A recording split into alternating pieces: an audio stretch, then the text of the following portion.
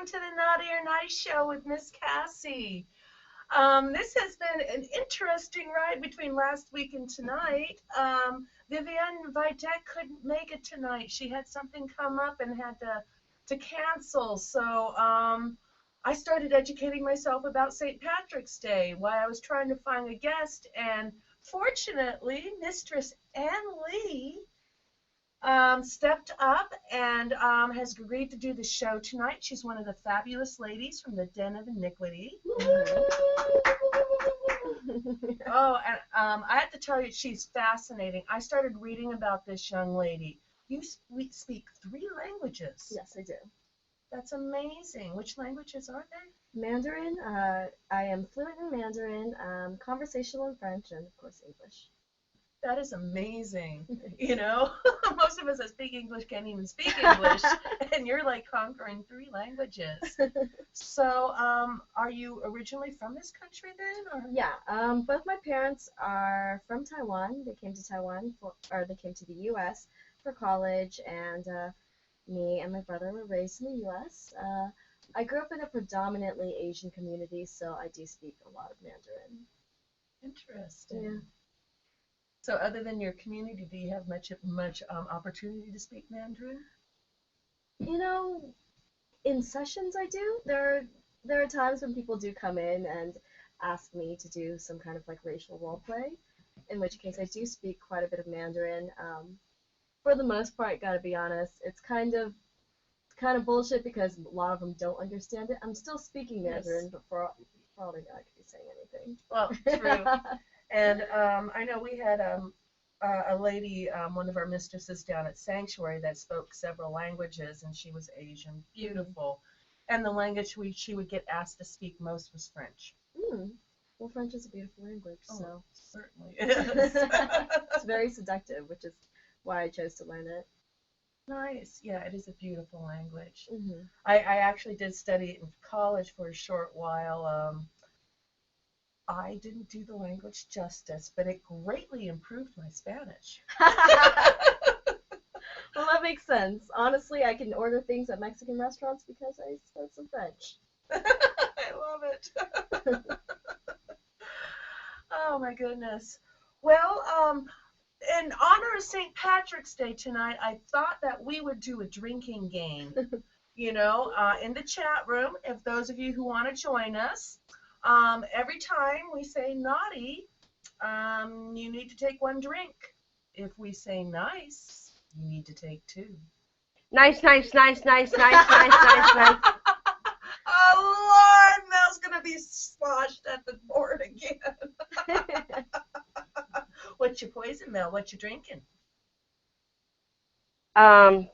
Water. Yeah, I'm not drinking alcohol tonight. Oh. No, that's okay. It's okay. It is okay. Yeah, your guest is beautiful. Isn't she? Yeah. Yes, now we don't have to worry about her crashing the board. She's going to drive straight. Oh, my goodness. So what got you into the kink scene? Were you lifestyle first or pro first? Or I wasn't actively involved in the lifestyle community as I am now. I think it's one of those things, if you were kinky as a kid, you were always kinky. So I definitely was a very, very kinky kid, and I actually got into it because a couple of my partners asked me to peg them, and, you know, I unhesitantly said yes, because I was like, yeah, that sounds awesome, I'll fucking do that. So I did that, and I had a couple partners that I regularly pegged, and then the opportunity came across that I could be a pro dom, and it was one of those things where I didn't realize there was a path to becoming a pro dom. I thought it was one of those strange jobs that fell into your lap. Yeah. And when I realized, oh, there's actually, you know, kind of like a schooling and learning that comes along with being a pro dom, I decided to go straight for that because I was in a job that I wasn't too happy with, and then I started doing this, and it kind of took over my entire life. And no regrets whatsoever. It got me out of a job that I wasn't too happy with. I'm exploring parts of myself. I'm doing all the strange and fucked up things I dreamed of as a kid. And it's great because in this community, you're celebrated for it's awesome. You make great friends. You open up to people. Whereas in, say, more conservative vanilla communities, it's kind of something that's like, ooh, are you sure about that? Do you want to talk about that? And of course I want to talk about it. So. Well, yeah, and especially nowadays, there's so many people are actually curious about it. Where before, I mean, people were just terrified about it. Yeah, the 50 Shades of Grey phenomenon. And so it's interesting. But yeah, there is a path. I know when I decided to actually enter into the lifestyle in the community, I'd always played privately with people. I never really got involved with the community map. I didn't even realize there was a community. I knew about swingers and stuff, but I didn't know there was a BDSM community. Yeah. But when I did find out, I did seek somebody. I said, I want to be trained as a pro dom, and got suckered into this DS relationship, into being a sub. But that's another story. Was there a question, Mel? No, I was just setting it up. Oh. But do you have green underwear on? I actually do have some green underwear on, and my shirt is green, and my eyes are green. I can't. She always wins. I can't lie. I don't have any green on. May I pinch you? No. I'll pinch your clit really nicely. No. Once again, no. But how about if I pinch your tit? Never mind. No. You're not wearing green. I must pinch you. But no. So you want me to pinch your butt? No. Leave me alone. Let me drink my water. Oh, I found that thing I was looking for in Celtic Kink. Public service announcement, St. Patrick's Day. Okay, this does not really apply. This has a warning about the Dublin airport. Okay. The Dublin airport wants everyone to know that March 17th is St. Patrick's Day or St. Patty's Day, not St. Patty's Day. Please share this simple message with your friends and relations in the United States and Canada. Using the power of your network, hopefully we can banish the scourge of St. Patty once and for all. Dublin Airport. Why is Patty? Why is it Patty? Because in Irish, Padraig is the spelling for Patrick. It's Padraig. And the diminutive form is Patty, Paddy. Patty, Ptty, is a female name short for Patricia, and no one in Ireland would call a man by that name unless they were looking for a fight. And we wouldn't be wanting that now, would we? I don't know, it's St. Patrick's Day. I think they should change it to the women's one because you know what? Women rule. It's true. I agree with that. Because why the fuck not? Okay, that's your last fun St. Patrick's thing for a while. Naughty, what does that mean? Everybody take a drink. One. Nice. You know it's going to make me piss. I know. Just have to find someone to piss on. Not me. Oh my goodness. So, you decided to become a professional. It just seemed to make sense in your life? It made a bunch of sense. Actually, I was introduced to it by my roommate. And she was like, hey, listen, I think you should do this. This seems right up your alley. And I didn't give it a second thought because it was entirely up my alley. I was always one of those girls who was, very, very aggressive. And growing up, I was the girl who ran around kicking guys in the nuts on the playground. Very good. So, and I've always had a very keen interest in sexuality, so it all seemed to fit together correctly for me. So how old were you when this happened? The first time I kicked nuts on the playground, I was 6. You were 6. I was 6. And when's the first time you kicked nuts professionally? I was 23. Yeah. Did you kick a lot of nuts in between 6 I and kicked 23? So many nuts in between. So by the time you got to 23, you were an expert. I knew what I was doing, yeah. And I used to be, I was a dancer for a while, so, I have the balance. I can kick in all sorts of weird positions. Nice. So, in high heels. Don't need to hold on to anything. You can just kick in high heels.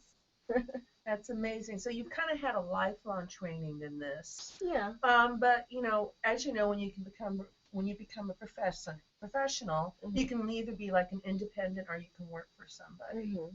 I know I originally started out as an independent. I was trying to get training through various DOMs and stuff. Male DOMs are not good at training female DOMs. So I've heard. Yeah, it just kind of never got different. around with it. And I finally had the good fortune to take a class from Mistress An. Okay. And decided to become an independent. And I did that for a while until Sanctuary opened up. And then I started, actually working for a dungeon, which I have to say I prefer. Okay. So what was your journey like? Did you, did you get referred to a dungeon? Did you have private training? Did your girlfriend train you in? Well, currently, I'm still a house mistress at DOI. I chose to go down the dungeon route because I was on FetLife. I already had a FetLife before, and I just, searched the shit out of, like, what does it take to become a pro dom? I wanted to know all these things because the guy who wanted to see me, he wanted a bunch of things, like spanking, spitting, humiliation, and I was down for all of that, and then he said CBT, and I was like, I'm down for that. That sounds very fun, but I don't know if in good conscience I should be able to do that because I don't know what I should know. So I went on FetLife and I looked around and found out most pro doms, a lot of pro doms start off in dungeons, get that schooling. So me being someone who very much enjoys like a structured schooling environment, I decided to go with a dungeon because I figured it would be better to train under someone that knows what they're doing. So I decided to go with DOI, honestly, because it was the closest place to me. And I have no regrets about choosing it. They're amazing there. Everyone there is incredibly talented. If you're serious about it, they will teach the shit out of you. Yeah, I've heard really good things about DOI.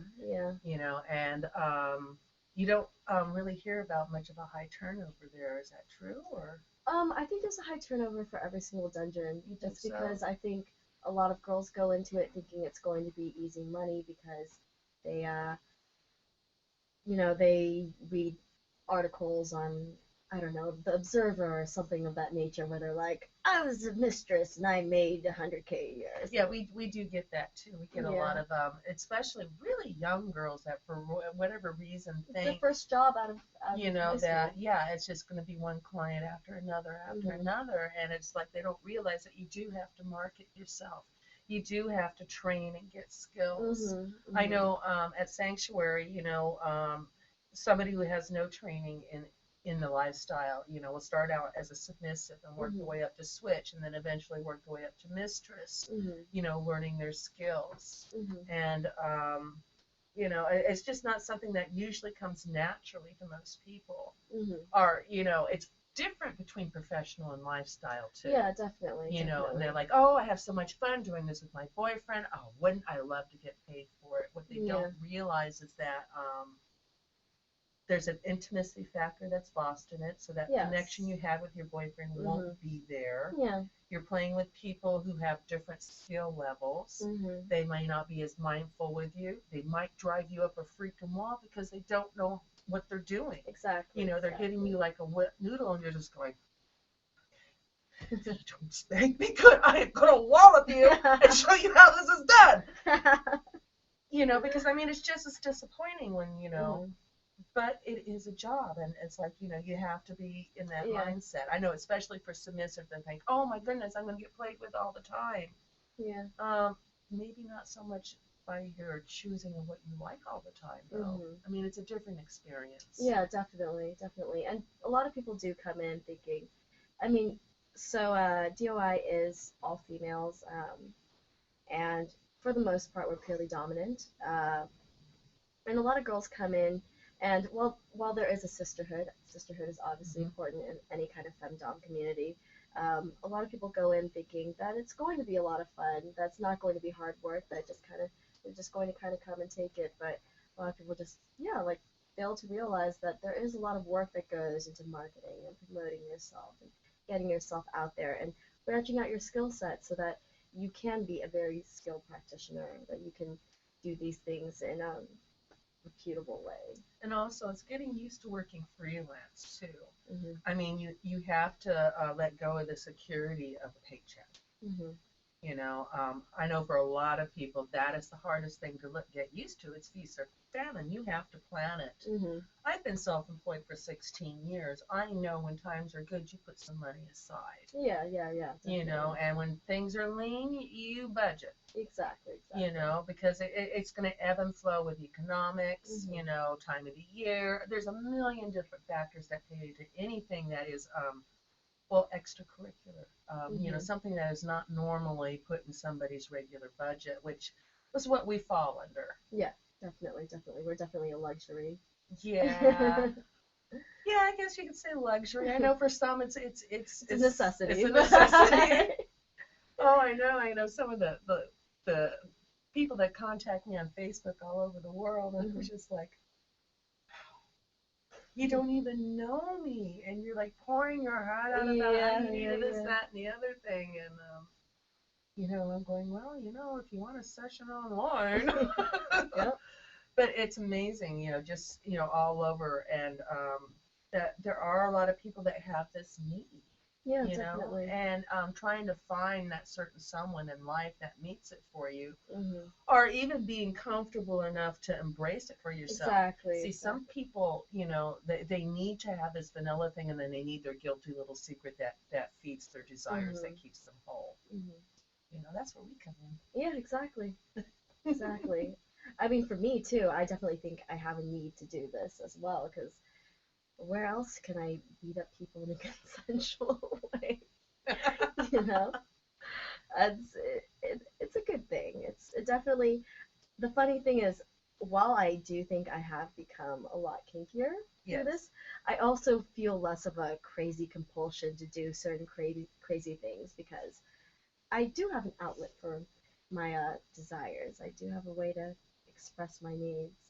It's cool. Absolutely. And I know for me, you know, somewhere along the way, this went from being, you know, something that I did for myself with my partners to now it's become more of an art form for me because I'm more professional. Mm-hmm. You know, I enjoy doing my real performances on stage. It's become definitely an art form for me. Mm-hmm. You know, and how I design sessions, and the places the journeys I like to bring my clients on. Mm-hmm. You know, I'm really fond of sensory deprivation. I love to, you know, eliminate some of the senses and totally bring somebody on a journey. Mm-hmm. Mm-hmm. You know, that just delights me to no end, to fill their head with just horrible things. And watch them kiss their skin crawl. It's just a personal delight. So what's your favorite thing? Well, I started off obviously with pegging. Love Nice. that because the gender role reversal is endlessly humiliating, or endlessly entertaining for me. Nice. And you know, as a kid, I wasn't trans, but I always thought, man, if I had a cock, you know. And it was one of those things where, you know, I'd always envy guys that could. I just always thought about being the guy and like fucking like a man. And now that I'm a woman, and which is not to say that I don't love being a woman. I adore being a woman, but to have that ability just to penetrate someone, just to invade someone's very personal space is really fun for me. Apart from that, I like all sorts of impact play. I'm a very physical person. Oh, very good. So I love, you know, paddling, caning, whipping, flogging, crops, everything that causes pain and everything in between. And also my hugest personal fetish would be medical play. Oh, so what kind of stuff do you like to do in medical play? Well, honestly, anything with a gyno table, anything that involves a gyno table, I'll be into it automatically. Needles, because I enjoy pain. Pretty much anything shiny, chrome, and invasive. And I remember the exact reason why I love medical play. And it was actually this hilarious Hustler spread of this little. My dad had a porn stash, which is probably why I'm as kinky as I am today, because I was curious about things. I would spend my off hours just invading his porn. Like every good child. Yeah. And there was a hustler spread, and man, if I could find this today, there was a bunch of alien chicks dressed like Barbarella style in like chrome costumes, and they're wearing like Nice. chrome strap-ons, and the chicks in the gyno table, and they're which is also explains my strap-on obsession, and they are, they're fucking her with a silver strap-on and like invading her with shiny chrome tools. And I saw it, and I was like, my God, that is the hottest thing I've ever seen in my life. Wow. That sounds hot. Just the way you're describing it, I'm going, I could get into that. Yeah. How many girls do I know that want to dress in chrome?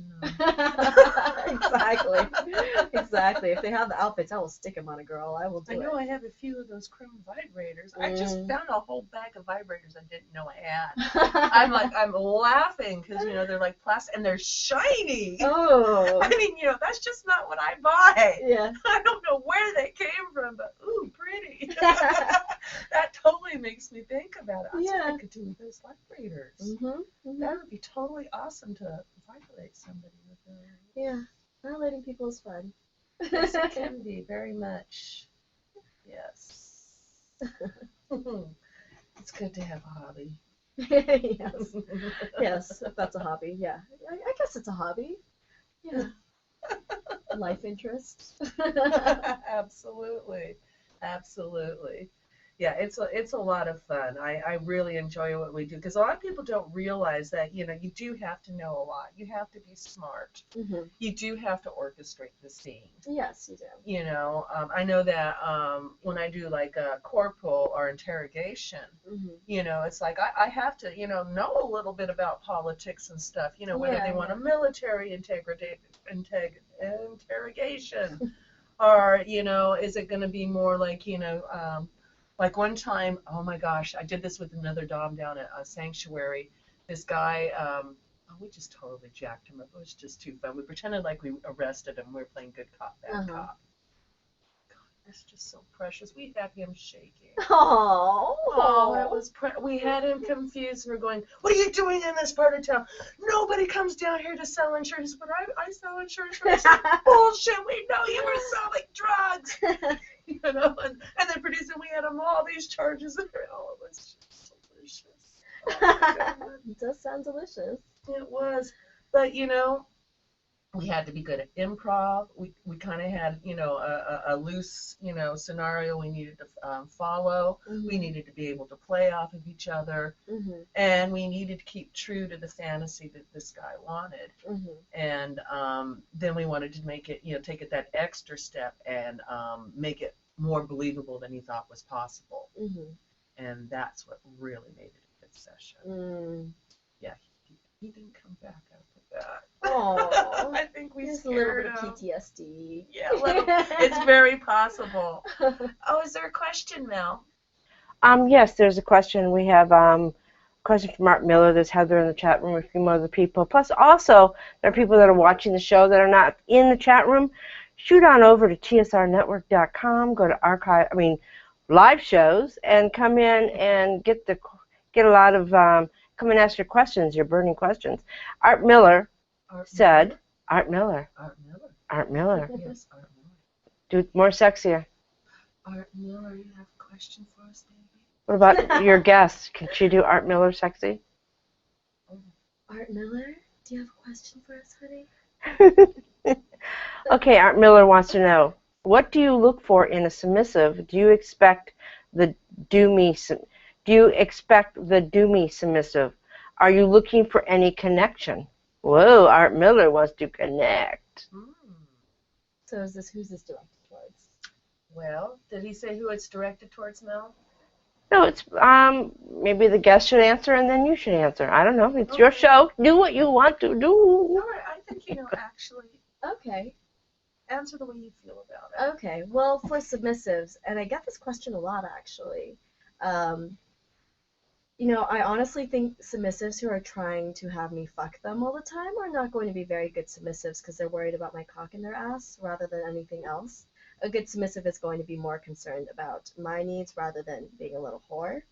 And given I do love whores and I do love to pound a whore, but when it comes down to it, I feel like a good personal submissive is definitely going to be more oriented towards me than focused on themselves, because I feel like, by definition of a slut, they're more fixated on their own needs rather than mine. My answer. That is an excellent answer. Thank you. Because I have to tell you, I can tell, because I get inquiries all the time for guys inquiring they want to serve. Mm-hmm. Yeah, but they want to serve in like the Hollywood they want to way. be the cum slut. Exactly. And that is not going to fly. I don't do guys in that way. Mm-hmm. You can go play in your own cum. Mm-hmm. It is not getting anywhere near me. Exactly. That better not be fucking touching me. What I need from you is service. Exactly. I need you to go get my coffee. I need you to carry my toy bag. Exactly. I need you to go get Mistress a meal when she doesn't have time to eat. Exactly. I mean, just simple things like that, Mm-hmm. I mean, anything involving, like, anything, I feel like, for me, anything truly sexual in nature, like, if they want to lick the cum out of my pussy after I've been fucked it by a stud or something of that nature, If anything, that is more of a privilege than a service. Any slave that got to see my bare pussy would be damned lucky, and that would be, if anything unto itself, a very, very, very rare reward for me. Absolutely, absolutely. I mean, this is precious. This is something I share with my significant other. Exactly. I don't share this in a DS relationship with a male. Exactly. I don't have actual sexual relationships with males. Exactly. That's not what I'm into. I'm a BDSM professional. Mm-hmm. I can beat you like nobody else on the face of the planet. I am amazing at spankings. I mean, I'm an expert at bondage. I mein, there's a lot of things. I've got skills. I don't need, Yeah. Stick your thumb up your ass and squirt. I'll let you have that. Yeah. And I'll be glad to tell you how to do that from across the room, honey. I can even tell you how to direct the thumb. Don't have a problem with that. Exactly. And when it comes down to it, I feel like anyone that I will have intimate sexual relations with is going to be my equal, and a slave is not my equal. A slave is always below me and is never going to be good enough for me. Let's be real. So. Well, absolutely, and that is not the kind of relationship I'm looking with somebody. It's like when I talk about a DS relationship, I'm talking high protocol. It's a different thing. Exactly. I'm talking pure DS. Mm-hmm. What a lot of these people, they have a gray area where they're crossing their love relationship with their DS relationship. Mm-hmm. I don't cross the two. I don't either. I have my lover. Yeah, she enjoys watching some of what I do and everything. Mm-hmm. But this is not the core of our relationship. Our core of our relationship is us and our love. Yeah, it's amusing for her to watch some of the things I do. And yeah, we do play a little bit. And she's got some kinky things she likes. But no, I would never want her to be my submissive. I need her to be my partner. Exactly. I mean, if I wanted that, it's the difference between a partner and a slave, It's entire, they have different roles, and as a slave you're here to lift my life out of the mundane and just make my life a little bit easier. A partner is my partner. Yes. We share decisions, we come to compromises. A slave does not compromise with me. It's all about me. And the slave will try to figure it out along the way. Well, absolutely. And I know a lot of mistresses out there that have slaves and DS dynamics and boyfriends and girlfriends and, the whole ball. And it's interesting to watch how everybody navigates this. Definitely. But I find, most professionals keep their lives segregated very well. Yeah. They know how to keep the barriers up for the very personal stuff. They understand the gray area between a DS dynamic and what needs to be seen as a professional and what is just lifestyle fun. And it is amazing to watch. I mean, some of these relationships are just absolutely incredible. And some, well, just like human beings, they're all different. And it's kind of, everybody does like to watch a good car accident. It really isn't just like watching a wreck. Yeah, that was actually one of the huge eye-opening things when I became more active in the scene, was just watching the variety of relationships that happened, because at least at the DOI, we're very high protocol about things. It's very, very classically trained about DS relationships, and it was just interesting just to observe like where the gray areas began in various relationships, and just watch everyone's personal relationships. And it's something that still fascinates me now, is just to have people who introduce themselves to me as, oh, and this is a dominant, and this is a submissive, and just watch their interactions from afar is just so unique from person to person. It truly is. It truly is. I've always leaned more towards high protocol. But then again, I was raised, 12 years at Catholic school, very strict upbringing. My mom was huge on manners. I got backhanded a lot for not saying please or thank you at the right time. Yeah. And then of course I'd smirk, and that would give me another backhand. Yeah. Well, I feel that I was raised conservative Asian, and like very, very, my parents were, and you hear this out of a lot of Asian like middle class families, is their parents, everyone had to be a what's it called, top of the class. I'm forgetting my words today. Valedictorian. Everyone's a valedictorian. Oh my goodness. So, yes. my parents are both valedictorians of both high school and college and university and all these things, and they worked very hard, and they're very, very strict about things.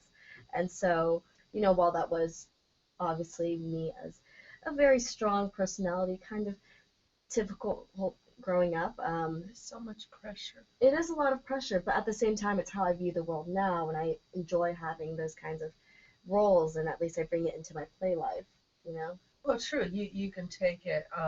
I knew early on where I needed to be, and I fought my mom on this. I said, I need to go to beautician school. I need to take a different route. She's like, no, you will go to college, and you need to take a more professional route.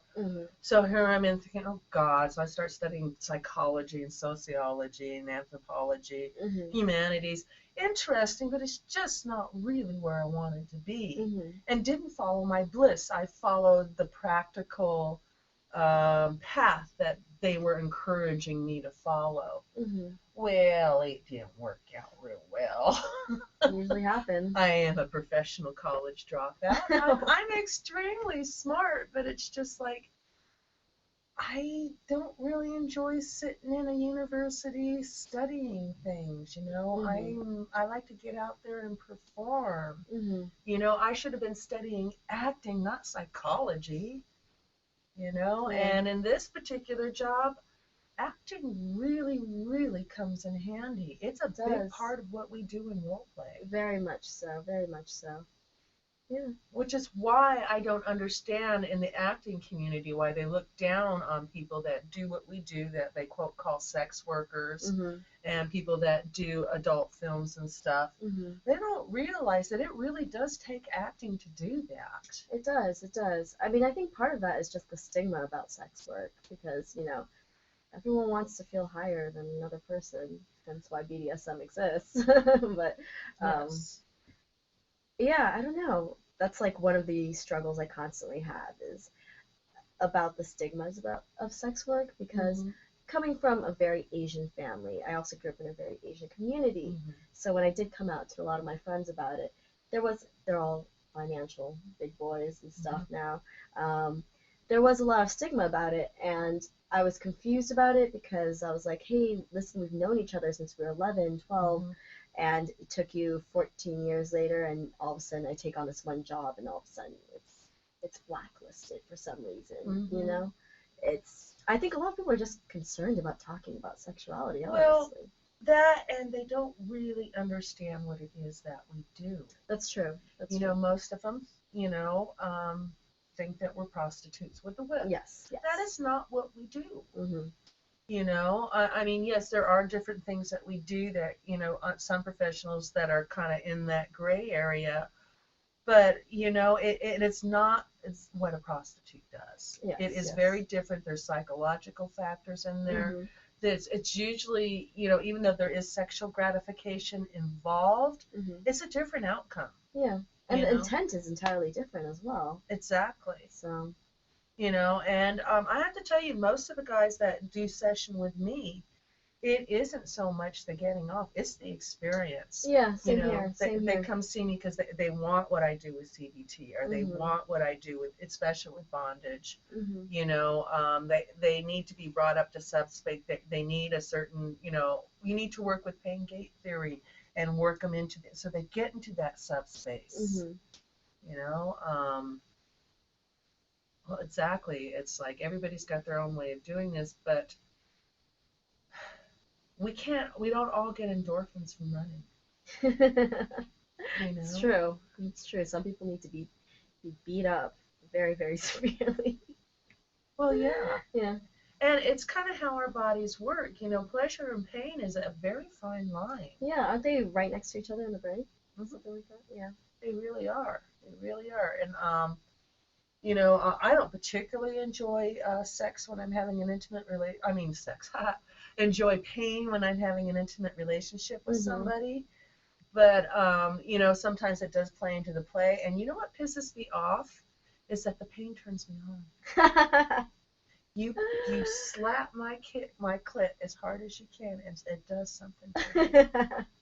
You know, and it is not my first choice to have it done, but done at the right time, it will just totally just blow me out. Oh, I totally understand. Yeah. I mean, it's like when I session with guys who are their first time, and you know, I'm causing them a lot of pain, and they have a straight-on boner, and they're telling me, no. But I'm like, you're telling me no, but your boner's telling me yes. And it's that awesome fear boner that I love, where mentally they're so confused. They have no idea what's going on, but their body wants it so bad, but their brain is freaking out. And I love seeing that look of confusion on their face when they look down, look at their boner, and look at me, and they're like, what is going on right now? Well, you know, it's all learning how our bodies work. You know, I don't condone breath play. It's very dangerous.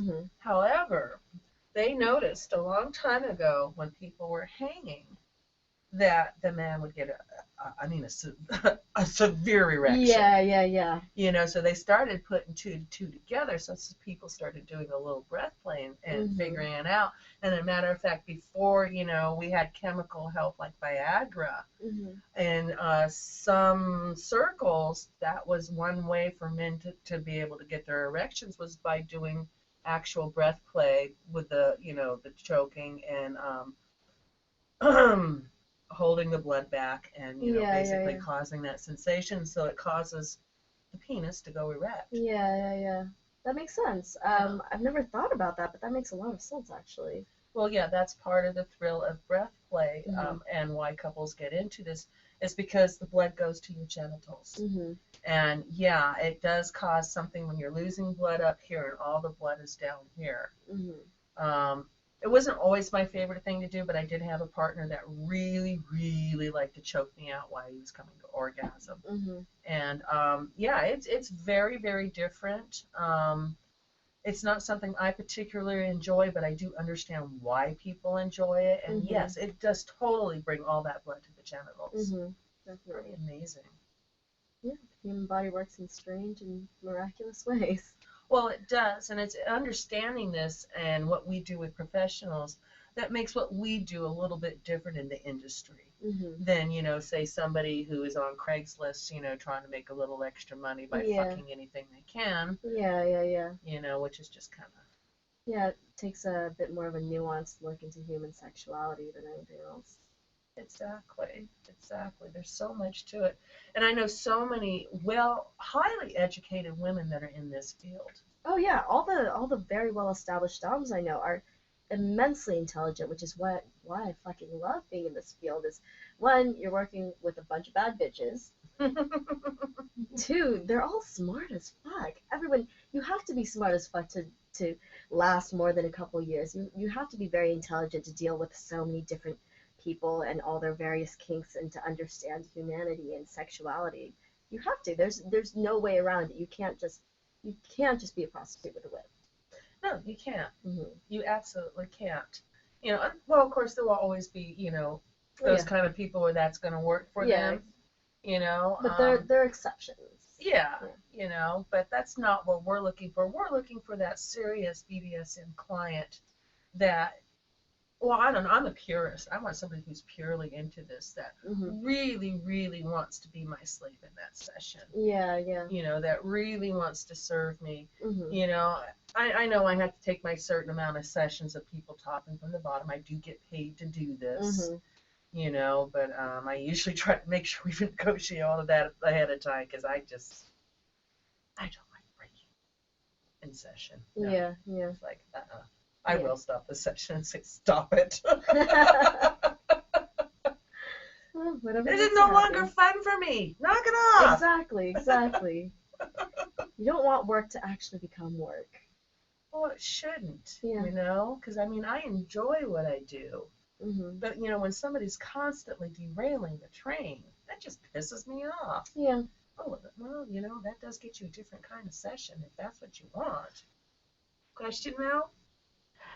Couple statements. Yes. Justin is in the chat room. Welcome. Justin Hi, Cider Leather is in the chat room. There are more people that are watching the show. Please get your butt into the chat room. Bring popcorn. Okay. Justin said, I love me some breath play. I do, however, recommend a defibrillator and a CPR training, which is really important. Nice. And then Art Miller says, say more about the mental aspect. What other look of confusion? Does that make sense? I kind of think I know what he's talking about. Now, everybody in the chat room, do not forget that it is St. Patrick's Day, and we are playing a game tonight. Every time we say naughty on the show, you are to take 1 drink. Every time we say nice, you are to take 2 drinks. Nice. Never mind. Oh, Art would like to know, how does negotiation fit in, especially for those that are newbies? Okay, is he talking professional or lifestyle? Tackle both of them. Okay, well, newbies is always interesting. It is, because you never really know how they're going to turn out. A lot of people come in with these ideas of how they want the session to go, and then they come out of it being like, well, I didn't really like that at all, but I like to jerk off to it, but I really actually like this other thing. So, I don't know. I feel like with newbies, I kind of try to throw in a little bit of everything and kind of read them and see how that goes. But with newbies, I feel like with some newbies, they really know because they spent their entire lifetime obsessing about this one thing. Say, for example, feet. They've spent their entire lifetime. Oh, yeah, the foot guys definitely know they're into feet. Matter of fact, almost every foot guy I've met has tried to convince me just how normal it is that they like feet. And they will go to great lengths with great stories about all these things and so like this, and it's just so natural, and I'm just like, it so is not. You know, I mean, you know, we all get obsessed about different things. Yeah, definitely. You know, but yeah, they do have an idea. I notice that, you know, newbies that come into the dungeon to session, there's 2 kinds. You know, there's some that are just clueless and lost. And they have an inkling, they know that they're searching for something, they don't quite know what it is, and they think this might be it. But they don't really understand what it is. They don't even understand the difference between a sub, a switch, and a dom. Yeah. You know, so a lot of times, you know, they'll end up picking what looks pretty to them. You know, and sometimes they get a good session, sometimes they don't. It's very interesting. And then there are those, there's those confused, and then there's those that, you know, they've been looking into this for a long time. We had Bullwhip on our show. What is he? He was on February 3rd, was talking about the first time he sessioned with a dom. He had seen Exit to Eden, and he's like, you know, it sparked something. He says, you know, there's something about this that I want to follow, that I need to find out of. And he sessioned with someone, and, you know, the dom running through what, you know, the typical man normally wants. They want to blah, blah, blah, blah. You hand them the paper towel, they jerk off at the end, they're done. And, you know, he said he did the flicker, but it just kind of wasn't what he was looking for. And the dom that he had sessioned with kind of got that he was really looking for the next step. That for him, and it wasn't that sexual gratification. He was into this. Yeah. You know, and there's a difference between the newbies that are just doing this for sexual gratification and the ones that are truly finding something. Yeah, definitely. And that's the trollers that we get on FetLife, you know, and they don't even understand that this is what we do for a living, and they try to hit on us constantly, thinking they're going to get free sex. For whatever reason, they think we're just there to give them free sex. I have news for you. Even if you pay me, I'm not going to have sex with you. I just don't do that, you know, but I will give you one hell of a professional BDSM session you will never, ever fucking forget. It'll be an experience of a lifetime, I guarantee it. You think that answered his question, Mel? Yeah, I do. I do. You know, I got to tell you something. I discovered something last night on Netflix. Yeah? It was a movie called, oh my God, Bitter Moon. And it was made in 1992. And it's a BDSM film, sadistic as a motherfucker. Really? The acting, Peter Coyote's in it. He plays this horrible, obsessive, mean, sadistic man. I've never seen him play a part like this. It's not the best film in the world, but I'll tell you something. I mean, they did a scene of her coming in looking for her piggy, and he had a piggy mask on. I mean, I was spellbound with it, even though it's not the greatest acting. It's, I mean, Polanski did it. So it is fucked. This movie is fucked up. So I posted it on FetLife. I mean, it's really a fucked up movie. It's called Bitter Moon? Bitter Moon, and it's on Netflix. It's by Polanski. Yeah, it is. It is good. I mean, talk about obsessing. And these are two new people that discovered this lifestyle on their own, and all the things that can go wrong. Oh my God, yes. I mean, pissing. I mean, they talk about pissing. I mean, she pisses on him. I mean, it is just, I'm watching this and I go, where has this movie been? How come no one has talked about this movie? Well, you know, there are a lot of movies out there like that I'm finding out that people say, yeah, I saw this, like, you know, on Lifetime Afternoon Movie of the Week and this, that, and the other thing. And, you know, because we see this sensational thing with 50 Shades of Grey and we think, oh, everybody's all excited. When the truth is, a lot of this has been around us all this time. It's just a matter of when people choose to open their eyes and look at it. Yeah, definitely. You know, and I think a bit of it has to do with our subconscious. I think, you know, a lot of people still don't want to consciously admit that this turns them on. So I think that they file a lot of this in their subconscious. Yeah, and I think this is why a lot of these movies sneak like underneath the, you know, the general popularity and, you know, sometimes become underground cult classics or something. And it's just because I think people they just file it away. Yeah. You know, where it's like something that they are secretly interested in. They don't want to admit to it, you know, so they let this thing go so that, you know, they can have their secret little thing later. Yeah, yeah. You know, I think that it's kind of, you know, and I'm not even sure we're conscious that we do that, but we all have our guilty pleasures, you know, and we all have those truths in life we just don't really want to look and glaring in the face. I mean, I feel like one of the differences between, like, kinky people and people who are repressive, I think everyone's kinky, honestly. Yeah, to a certain extent, I really do think they are. There are the exceptions that are completely vanilla, and I know them, like my very, very vanilla friends. Missionary position is kinky. Oh, are you kidding? Really?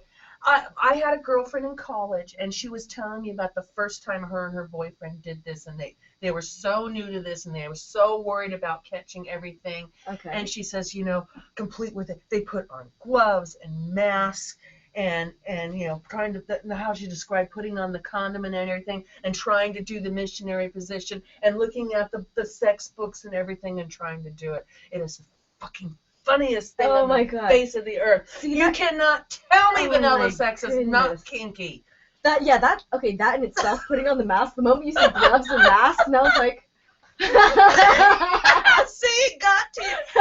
And they were just inexperienced, and they were going on all the stuff they heard, and they just wanted to be so safe. Oh my god. And it ended up just being the kinkiest seen ever. Oh my goodness, that's hilarious. hilarious. Isn't it now? I would have loved to film that. Oh my god, I will film that. Yeah, I know. That's going to be your next clip. Oh. First time lovers. Oh my Oh god. my goodness. Oh my god, first times. Yes, yes. Oh, if you can think of all the different scenarios that could happen. Oh my gosh, that's great. That's It pretty good. is. It is. Yeah. See, vanillas can be kinky too. Any more questions now? No, we all started off vanilla. You know? That's true. Javier's in the chat room, so get ready for some crazy questions. We have a lot more people that are watching the show. Please come into TSR Network, go to live shows, pop into the chat room so you can join the conversation. And I think your thing is up to your thing on the Sibian is up to about 35,000 views. That is awesome. Yeah, so Hey, Javier, you need to do a naughty, nice. Is he following the game? Javier wants to know how come missionaries don't make love standing up? Well, I don't know, Javier. Oh, Why no. don't missionaries make love standing up? Oh, my God. And Justin says, I love me some missionary, but I do recommend some breath. No, we don't recommend breath play here. Never mind. No. Justin, we can't condone that. It's really, really fucking dangerous. You know, and there's several different kinds. I mean, how many people have we seen that have died? David Carradine died of asphyxiation. A lot of other people have died of breath play and asphyxiation. It is not a safe thing to do. We do not condone it. Just can't do it. Sorry. Though I appreciate your enthusiasm, Justin. Just for that, you need to do a nice, naughty, nice. Naughty, nice. Here's the answer to the question why missionaries don't make love standing up.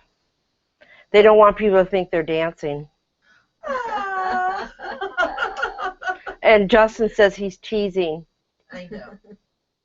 Teasing. Nice. Missionary. So he's thinking missionary is only horizontal like that? I thought missionary was like putting her hair and going like that.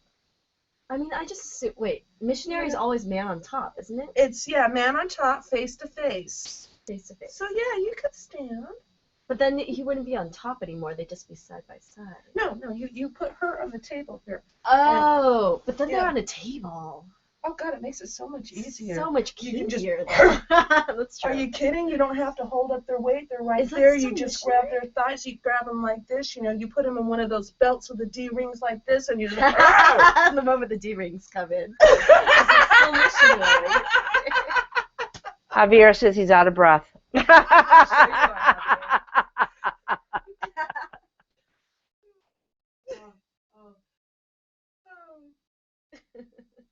Well, you know, after all, it is St. Patrick's Day, and the Lenten restrictions are lifted.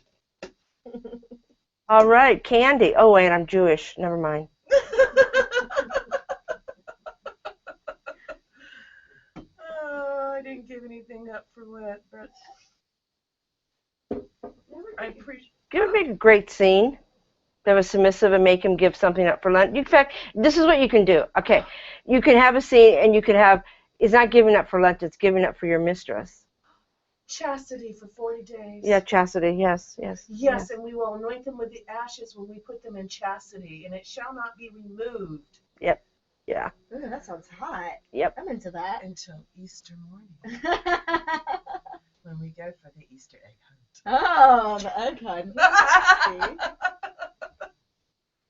Do we get to pop the eggs? Smash them? Yes. At the very least, we get to dye them. I I like that. do like that. That's fun. We'll put little bunny ears on them.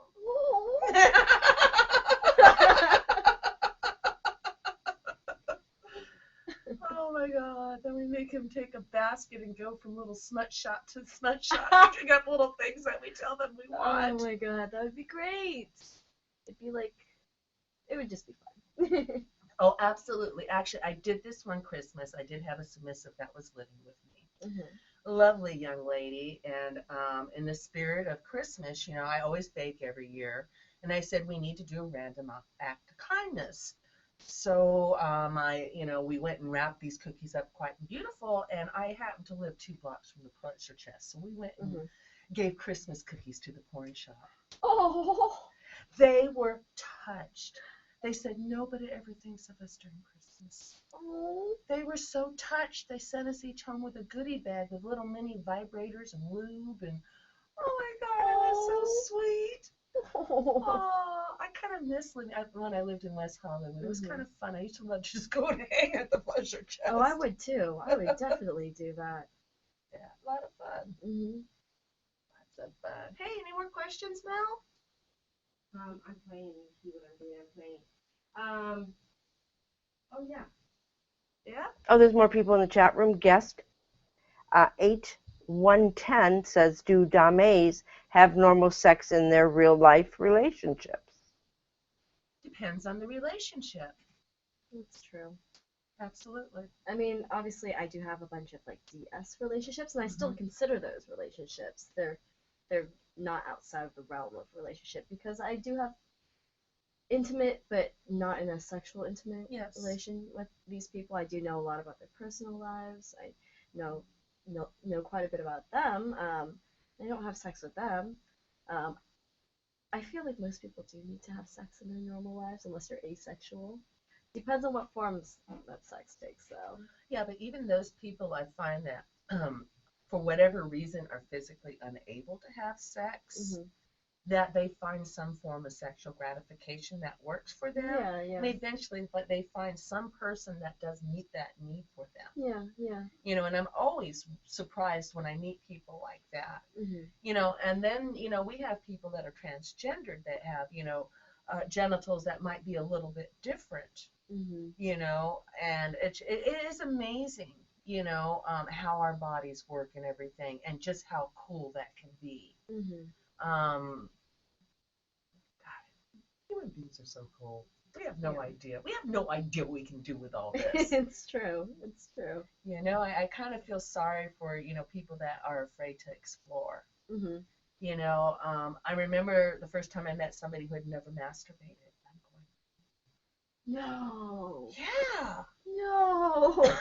You know, you hear those stories, but you don't actually think they're true because I'm like, really? You never touched yourself there?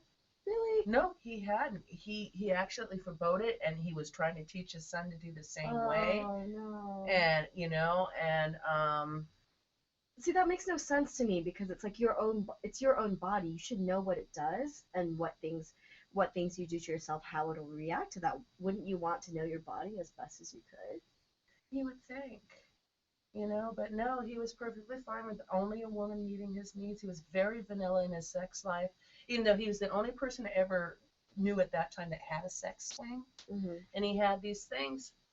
But the thing is, he was still the straightest person at sex I ever met. I mean, yeah, he'd strap her in the thing, and then he'd be doing the.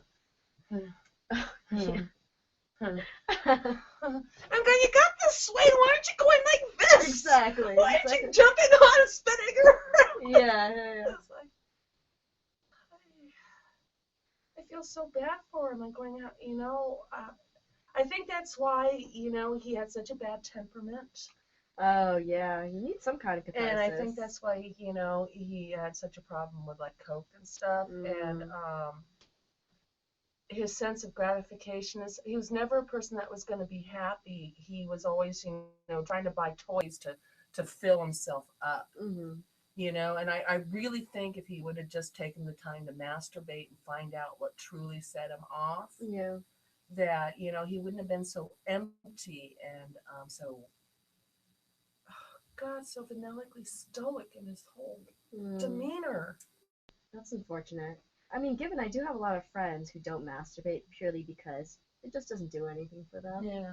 But at least they tried, They tried, at least in high school and junior high when everyone was touching themselves.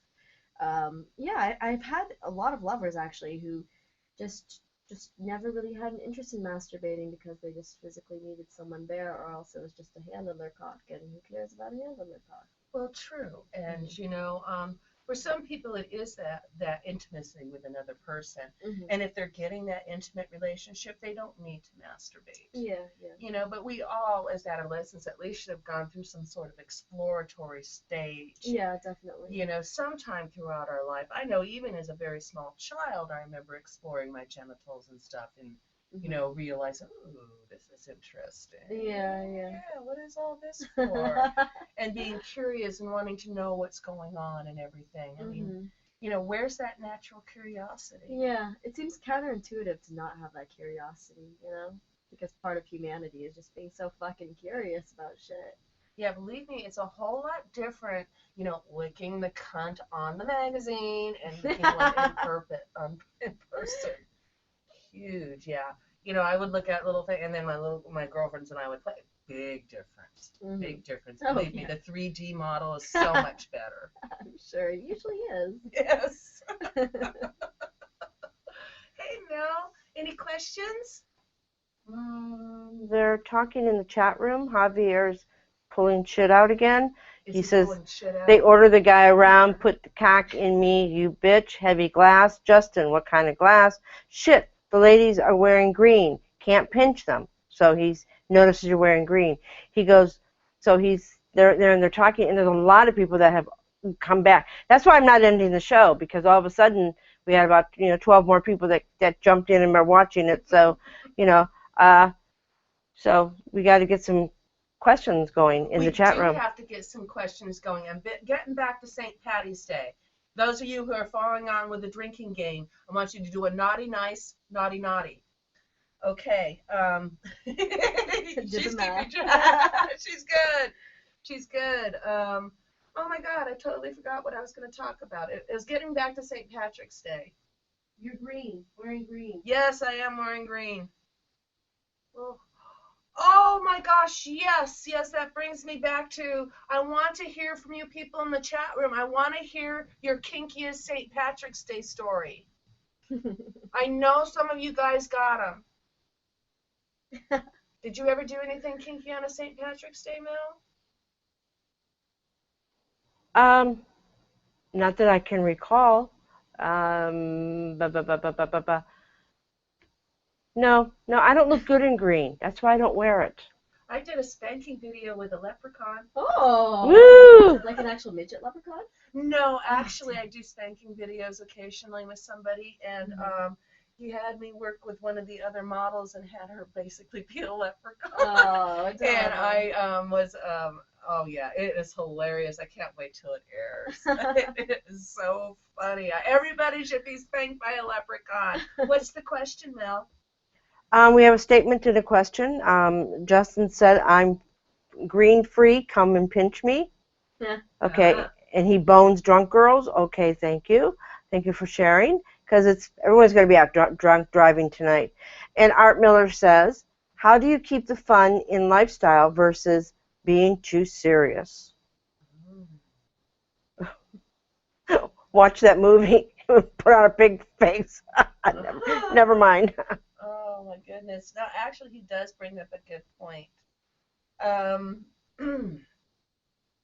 You know, when you're doing this with a partner, you know, and you've got your thing going, and you know each other's medical history and everything, that can be so much fun and everything. But you know, the thing that really takes the fun out of this for me is the safety Nazis. Mm-hmm. You know, I believe in safe, sane, and consensual. I truly believe in being safe. But I've had people drill safety into me to the point where they have just literally sucked the fun out of this lifestyle. And that really pisses me off. I mean, the way I see it is, like, people die more in car accidents every day than probably in BDSM accidents. So it's like, well, should I partake in BDSM or should I drive this car? To me, it's like kind of a similar equation. Because when it comes down to it, so long as you are the best prepared that you could possibly be, then thinking about all the other things that could possibly go wrong. Like, yeah, theoretically a plane could crash into your house and you don't have like a bomb shelter going on. You're not fucking in a bomb shelter. Hey, I have known at least 2 people where a car has driven into the living room. Oh. Where they missed their turn and drove straight into their living room. Oh, I am not kidding. Yeah. I have seen this happen twice. Shit happens. And part of And neither time was anybody tied to their counter or being hit with a paddle or, had a dildo up their ass or anything. Thank goodness. Yeah, they were vanillas watching TV in their living room. Yeah, Go thank figure. Goodness. Thank goodness. I mean, shit can happen, but when it comes down to it, part of it is the adrenaline rush. Yes. Which is not to say don't be safe, but part of it is recognizing that if things are entirely, if you're, okay, given, I would love to do dirty, horrible things in a hospital, in a sterile, clean, shiny environment. But part of it is the thrill of doing something that's taboo, that could possibly be dangerous. And once you kind of take that out of the equation, there's not really much fun in it anymore. Well, exactly. We all like to do something that's a little bit bad. Exactly. So, I don't know. I feel like for a lot of people, be safe to the extent that you are prepared for it. If you're not prepared for it, then I don't know. Maybe don't take on the endeavor, which may not be the right thing for me to say, because on the one hand, I want everyone to explore their kinkiness. But on the other hand, if you can't handle the consequences, then don't. Bad girl. Yeah. What now? Bad girls. Bad? Why were Well, you they're bad? bad girls. But when we're bad, we're so So fun. good. And they're being bad in the chat room. Javier is being, he says, had a car up their ass. I don't know what he's talking about, having a car up their ass. They're talking about strange things in the chat room. Well, I've never known anybody to have a car up their ass, but one time we put a wind-up chicken up somebody's butt. It was quite funny because the little feet were sticking out the ass going, do. That's pretty great. That's pretty great. If that was a very special submissive. There are some people in this lifestyle that are just amazing. Oh yeah, definitely. It always amazes me when I find some of these submissives that, there's no other way to describe it. They are pain puppies. Love the pain puppies. And I remember one of the first Dom cons that I went to, I think it was like the second one I went to, they come around the corner in this room at Sanctuary, and this woman was paddling this man to the point where there was a piece of his ass coming off. Mm-hmm. And he's like, more, mistress. It's like, oh my God. Yeah, I kind of draw the line at when pieces are falling off the body. Oh man. Well, in a public space. Oh yeah, definitely. In a private, it's like I do have rules for private and public play. Mm-hmm. There's a lot of things that I'll do in private that I would never consider doing in public. Oh yeah, because definitely. of safety reasons. Exactly. I mean, especially if you're paddling someone so hard the skin's coming off, there's going to be blood spray everywhere. And There is. For safety reasons, for keeping it contained, trying not to spray on the passerbys. You want to keep that contained. Well, yeah, and you don't know what the passerbys have been into. What if they sneeze and they've got typhoid or some disease that we haven't seen in forever, and then you've got leprosy up the butt, and that is just horrible. And could you imagine? Yeah, that would be pretty horrible. I don't know. Leprosy up the butt. Just right up there. Oh, then I'm going to bed now. That's cute. In fact, that it will be one of your quotes when we're 100 years from now, when they archive all of the shows and they find we become this dead celebrity, and one of your quotes will be, Miss Cassie said, "Leprosy up your butt." Oh my God, that's too funny. Oh my God, what time is it getting to be, Mel? 13 minutes after. Oh, we're doing good. So we need to let all these lovely people know how to get in touch with you, websites, how do people get a session with Mistress An Li? Okay, so first off, my website is dominatrixanli.com. Dominatrix spelled dominatrix. I'm not going to spell it out for you. An Li is ANLI. So dominatrixanli.com. You can get contact information there. You can also contact me through the Den of Iniquity, which is in downtown LA.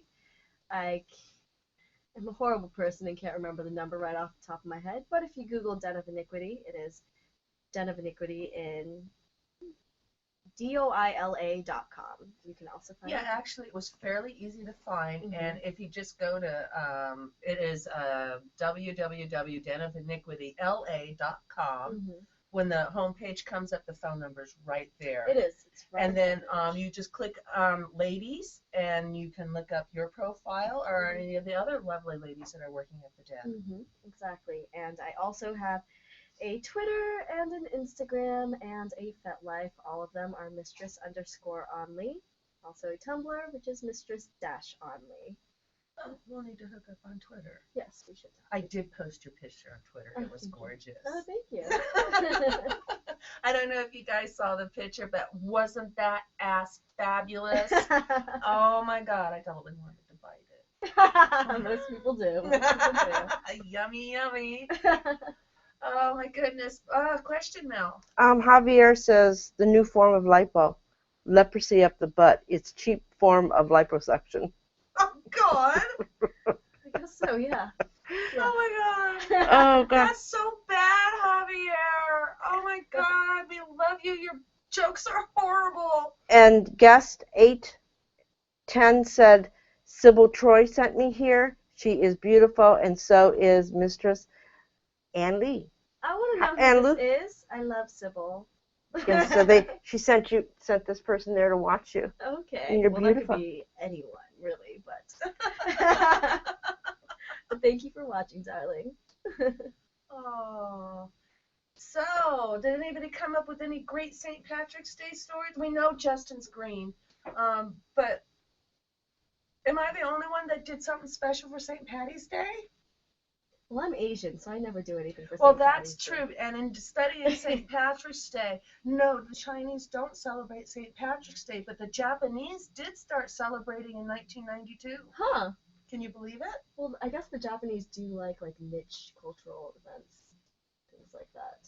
Well, I know they added a parade. I don't know if they embraced the Catholicness of this holiday. Okay. And, basically the Irish started celebrating this, the St. Patrick's Day came out around the 8th or 9th century. Okay. And, of course, it is based on St. Patrick, the one who chased the snakes out of Ireland and saved Ireland. Okay. And March 17th is the day that St. Patrick died, and that's why we have it on that day. Okay. Yeah. Oh, there were so many interesting facts. And then I'm listening to the radio, and they're like, saying other things. I'm just going, that totally contradicts what I found on Wikipedia. Because Wikipedia. Where did you guys get your facts? I got mine off of Internet Pop. Well, all Is I know that is truth? all I know is that I like St. Patty's Day because it's just an excuse for me to be sadistic with other people, whether or not they're wearing green. I'll just pretend I'm colorblind. True, this is one day of the holiday. Pinching is really acceptable. Mhm. Beating somebody with a shillelagh. What is shillelagh? It is, it's a gnarled walking stick of sorts.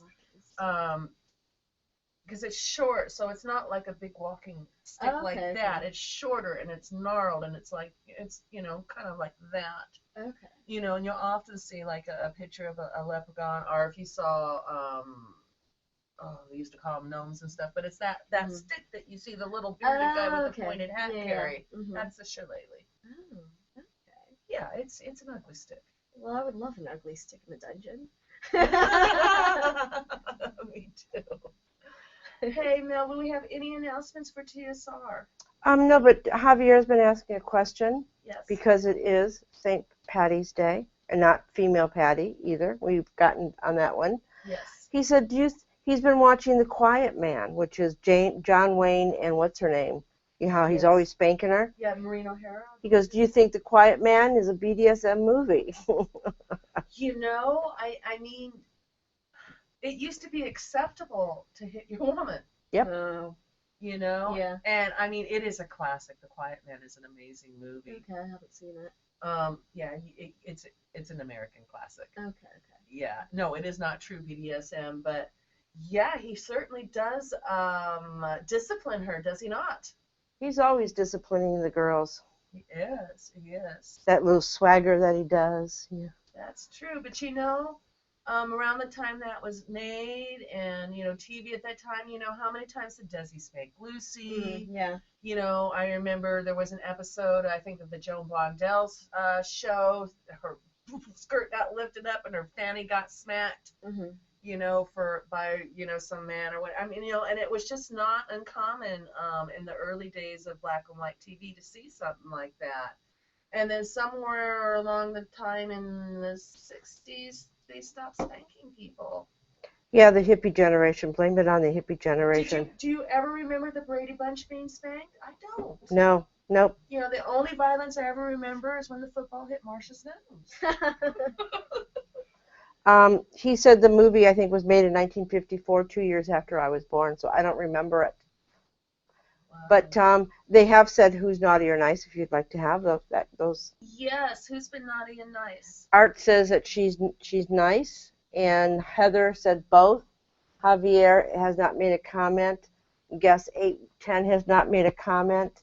And Justin has not made a comment. And I think she's double naughty and double nice.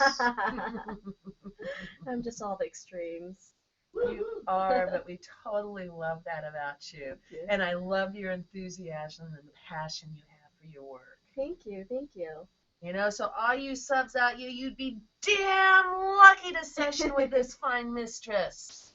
And now you know where to find her. Now, speaking of mistresses, my guest for next week is Ms. Fiona X. She's a really interesting switch we have down at Sanctuary. I know y'all are going to find her fascinating. Any announcements for TSR, Mel, or anything going on? Next week, my guest is Snow Mercy. Ooh, how exciting! Yeah, Snow Mercy. Maybe I'll let her dom me. Ooh. Yeah, right. She probably could be one of the only. Yeah, she could. And Miss Cassie. Those are the only two that could. Yeah. Oh, Javier says nice. She's very nice. So thank you. No announcements. We're just continuing on the manner that we're continuing on. Doing great shows, and that's it. Excellent. Well, thank you so much, everybody, for tuning in, and I will see you next week. Good night, everybody. Night.